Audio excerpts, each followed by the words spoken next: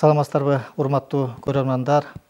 Кыргыз музыкалык маданияты жөнүндө сөз кылганыбызда сөзсүз СССРдин эл артисти, көрүнүктүү композитор, дирижер Калый Молдобасановсуз аны элестетүү мүмкүн эмес.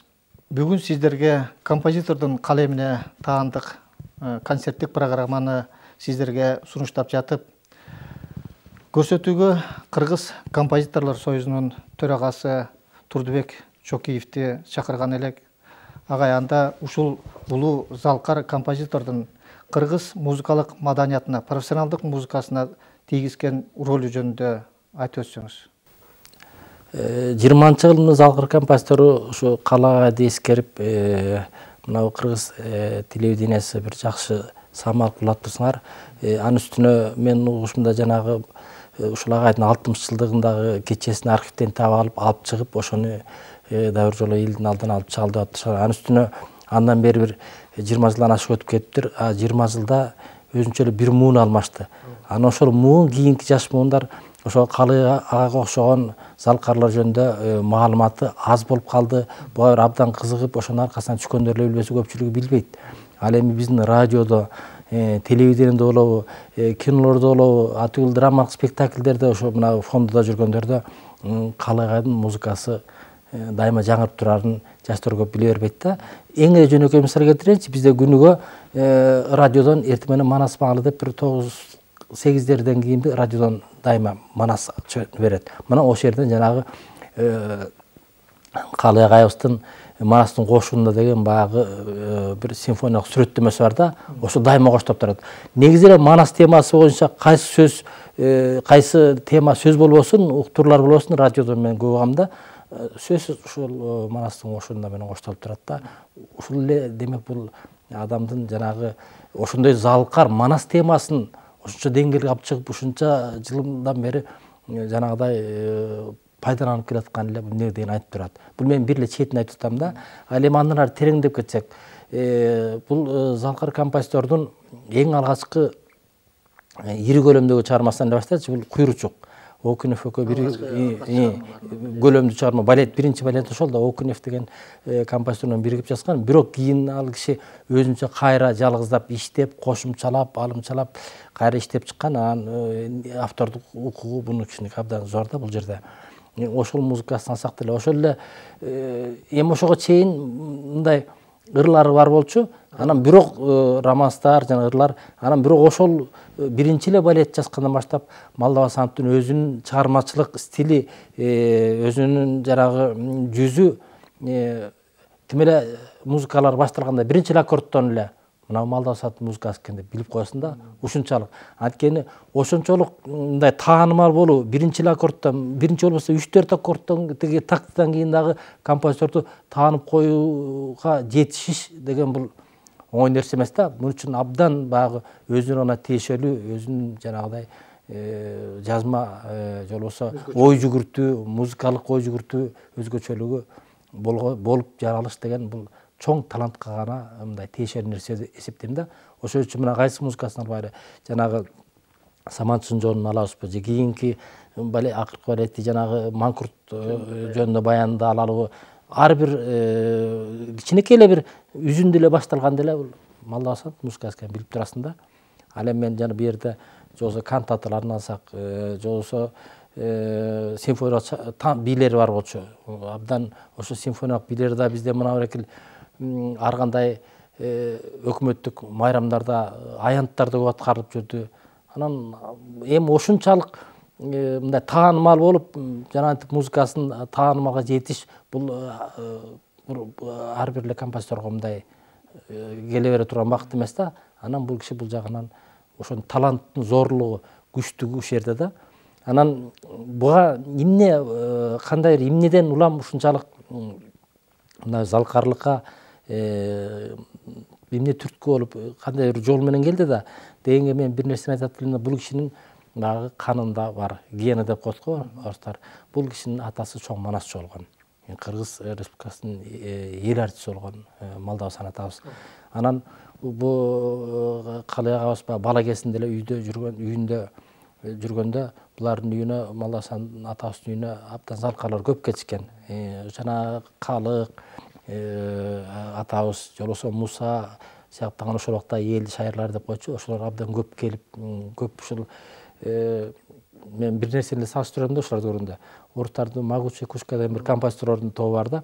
Алар дайыма чогулуп алышып, ушу музыка жөнүндө сүйлөшүп, бири-биринин музыкасын угуп, бири-бирине сындап, кеңешин берип жүрүп, анан кийин кыйын залкар композиторлор чыккан да.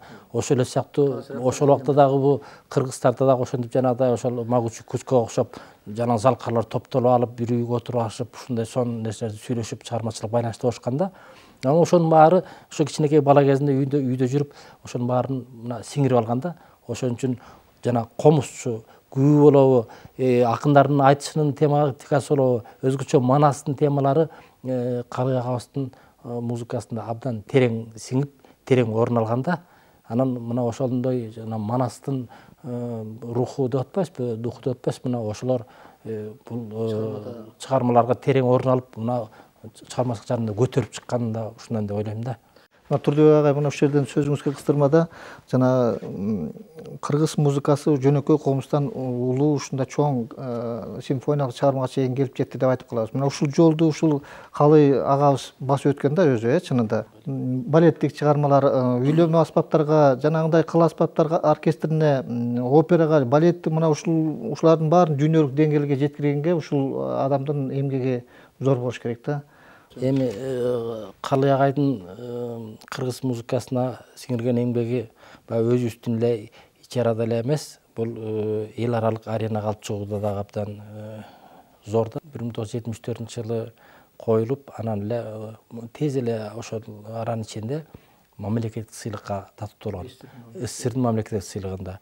Ал убакта СССР мамлекеттик сыйлыгына татыктуу болуш, аяктын сыйлыгын алуу деген бул абдан оор нерсе болчу да. Дүйнөлүк башка сценаларга дагы коюлганда, Анан ошондон кийин эле бул балет ораторияны баягы балет анан оратория деп бул кошумча дагы жаңылык болгон да, бир вокалды аралаштырып, ошо менен жаңылык болгон бул. Анан андан тез эле мына Россиянын бир нече шаарында коюлган. Челябинск билем да, эстелбей атам алгандарын. Анан кийин андан көп өтпөй эле бул Чехословакияда да коюлган. Анан бул абдан ошол убакта жылуу кабыл алынып, эми ал убакта мисалы ошо Россияда коюлганы тууралуу Москвадан чыккан массалык маалымат каражаттарынан биз такай маалымат алып турчубуз. СССР композиторлор союзу деген болот эле, дайыма ал киши кадыр барктуу болуп келген да. Анан кийин мисалы бул кишинин ошо эмгегин баалаш эмгеги толук баалаганын мындан билиш керек да. СССРдин эл артисти деген наамды алды, мамлекеттик сыйлыктын лауреаты болду. Анан баягы СССР жоюлуп кетерге жакындап калган убакта социалисттик эмгектин баатыры деген наамды алды. Анан негизи социалисттик эмгектин баатыры деген наамды алган бизде музыканттар а кездеги Советтер Союзунун аймагында бирин-экин эле саналуу эле болчу да, аз болчу. Буга жетиш деген абдан кыйын нерсе эле. Анан ошонун баарына ушул киши татыктуу болду. Демек бул кишинин таланты кыргызы эл эмес, ошол убактагы СССР анын алкагынан ары чыккан аймактарда бааланган адам да. Ошол үчүн залкар деп айтабыз да. Залкар деген залкар 20-жылында башка деле композиторубуз бар, көрүнүктүү, бирок мен көз карашымда Молдовандын алдына чыккан композитор жок койсо азырынча. Эми Калый аганын эмгеги жанагынча бааланды деп жогоруда айтып кетпедимби? Бирок мен мындай ойлойм да, бул кишинин чыгармачылыгы толук изилденип, ошол кишинин жасап кеткен эмгектери тууралуу мындай бир баалуу бир эмгектерди мен окуй элекмин да. Убагында Крылова деген бир китеп жазып кеткен, түзүк абдан жакшы китеп. Анан кийин бул кишинин 75 жылдыгында экен Уразгелдиевдин бир китеби чыккан, мунун балеттери тууралуу. Аны негизи ойлойм да, бул кишинин чыгармаларын анализдеп, терең казып кирсе, көп нерсе айта турган сөздөр көп да. Эң эле жөнөкөй мисал жана акыркы балеттердин бири жана Маңкурт жөнүндө баян бул сахнага убагында коюлуп, анан кайра алынып калды. Анан мен кийин ушул отуруп алып ошонун музыкасын угуп көрсөм, бул абдан терең музыкада. Атүгүл мен ойлойм Саманчынын жолуна караганда да бул жерде философиялык bir tereң мазмун жаткан, аябдан оркестровкасы да күчтүү музыка экен. Мен ойлоп жүрөм ушул биздин театр муну bir жаңыртып bir сахнага алып чыгат болуш керек. Анан муну алып чыксак, бул жерден көрүүчүлөр утуш деле болот деп эсептейм да. Анын үстүнө биз мына акыркы жылдары негизи мындай олуттуу музыка, ошол балет болобу, опера болобу, кыргыздын опера балеттери көп коюлбай калды. Дагы жакшы мына Каали агабыздын ошол жаңы Саманчынын жолун согуштун кайсы бир жылдыгына карата деп кайра коюп, биринекин коюлуп, Айтматовдун күнүнө карата биринекин коюлуп жүрөт. Бирок мен ойлойм бул балет ошол эле Манкурттагы бул сагындан түшпөй коюлуп тура турган эң бийик чыгармалардын бири деп эсептейм. Анда Турдубек агай ушул келип улуу залкар композитор жөнүндө көрүүчүлөргө маек куруп бергениңиз үчүн чоң рахмат. Анда өз учурунда кыргыз телевидениесинде архивинде сакталып калган ушул композитордун 60 жылдык юбилейинен тартылып алынган концерттик программасын сиздерге тартуулап жатып, кыргыз музыкалык маданиятын байытып кеткен, тарыхын кеңейтип кеткен ушундай залкар композиторлордун чыгармалары өлбөс өчпөс болуп кала бермекчи. Көңүлүбүздү концертке буралы.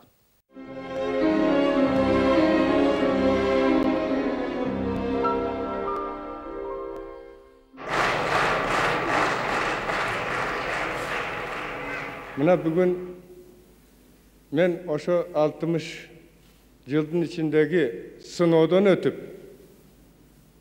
sizlerden aldığınızga sınav egzamin dep koyat. Oşoga ötüp atam. Men çoğun rahmat aytam özümün Kırgız elime, men Kırgız yerime, Kırgız elinin uğulumun, Kırgız yerinin toprağımın, men min mertebe razı sizlerge el bolboso, muzikan içki mukbayt, yer bolboso, atalbayt. Çoğun rahmat, men Kazak buğurlaşlarıma atayın gelip bugün ortak bolup men suyun içime. Çoğun rahmat Türkmen tuğandarga, çoğun rahmat Özbek tuğandarga, çoğun rahmat Moskvadan Solin, Radovinski degen buyakta konaktor gelip oturат.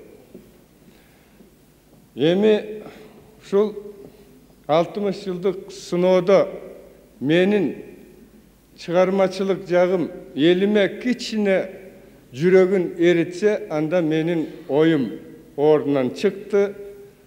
Çoğun rahmat.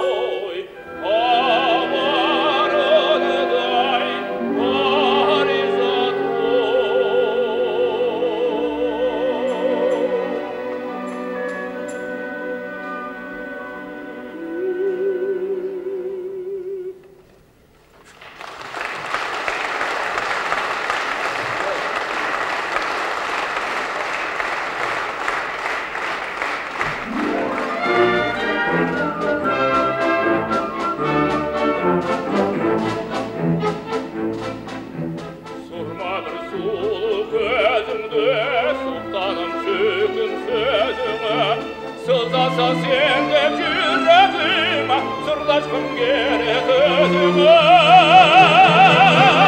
koyalım koyma yerkime da kızılan sende sergime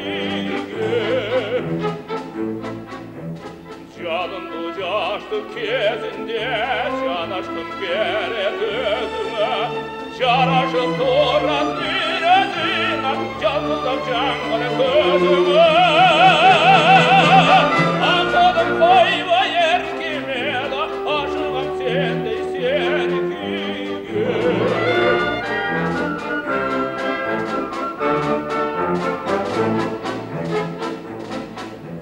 Sorma bir sulu gözümde sultanım sökün sözüme Sızlansa senden yüreğime sırdaşkın gerek özüme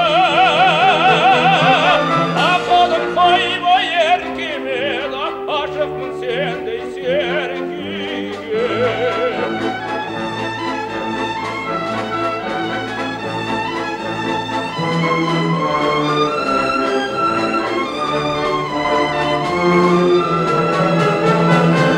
Koyalım koyma yerkime da kolsunam sende serkime